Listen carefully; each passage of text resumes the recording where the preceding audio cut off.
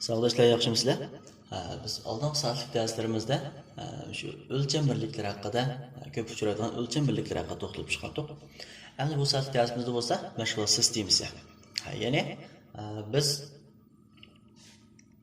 darsimizning 5-da tilg'ab o'tgan bo'yicha Windows 10 mashg'ulot sistemasi haqida rasmiy to'xtalib o'tamiz. Endi biz o darsimizning biri mashg'ulot sistemasi haqida bir tushunchaga ega bo'ldi.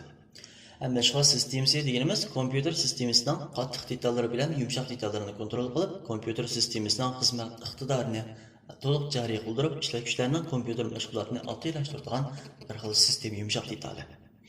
Biz o'rganib o'tgandek, sistem yumshoq detali.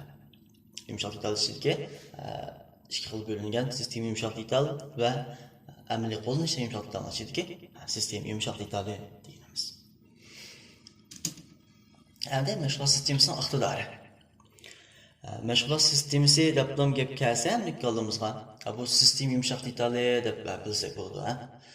Endi mashg'ulot sistemasining iqtidoriga qaraydigan bo'lsak, bir taraf qilg'uchni boshqarish, saqlag'uchni boshqarish, uskuna boshqarish, hujjat boshqarish va vazifa boshqarish. Endi mashg'ulot sistemasining iqtidoriga qaraydigan bo'lsak, hammasi boshqarishlar.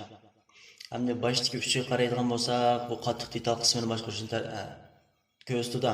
Masalan, bir taraf qilg'uchni boshqarish, ya'ni cho'likchi, markaziy bir taraf qilg'uch deganda. Ana saqlag'uchni boshqarish, saqlag'uch deganimiz ichki saqlag'uch, sirtqi saqlag'uch degan nomimiz o'z ichiga oladi. Ana uskuna boshqarish. Uskuna deganimizning hammasi, masalan, mayli sho'ro shabay bo'lsin, mayli sho'chu shabay bo'lsin, kirgizish chiqarish uskunalarini ko'zda. Qo'shimcha uskunalar bo'lsin, barliq uskunalarni ko'zda. Müşterilerin hammasi shu mashg'ulot sistemasini boshqarishga tabiat demekçi. Ondan başqa hujjat boshqarish va vazifa boshqarish. Bular bo'lsa yumshoq detal sistemasiga tabiat bo'ladi. Masalan, hujjat boshqarish deganimiz biz kompyuterning ichidagi xohlagan bir hujjatlarimizni yoki hujjat qurib yoki yangi hujjatlarni yo'tkab akilib degandek shularni boshqarish, tahrirlash, yo'llash, o'chirish deganlarning hammasi hujjat boshqarish bo'ladi.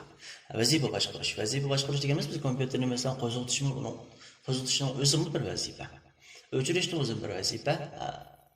Xalqan bir xat besish yoki boshqa ma'lum bir naqshni qo'yish yoki ba'zi bir hujjat qisqishni aytish, hujjat qisqarish degan hammasi vazifa bo'ladi. Ularning hammasi mashg'ulot sistemasini boshqarish bilan ishlaydi demakchi.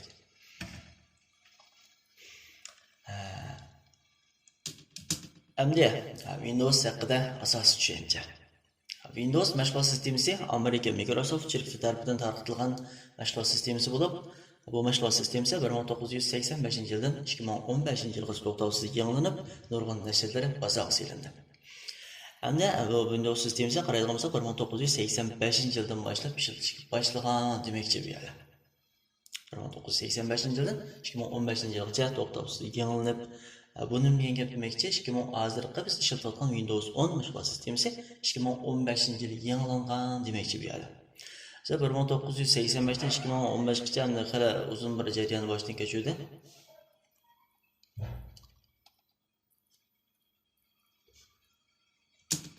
Endi Windows'niki har xil nashrlari.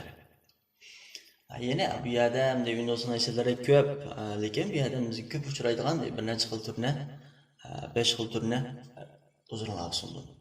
Ko'rib olsak, birinchisi qaraydigan bo'lsak Windows XP. Bu sistema bizga tanishib bo'lgan sistemalarniki bir bo'lish bilan ham burun bizga tanishlik sistemalar ichidagi ham burun bozor silingan. Ya'ni 2001-yili 10-oyda.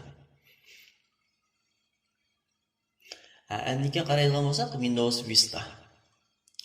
Windows Vista 2006-yili 11-yil bozorga silingan.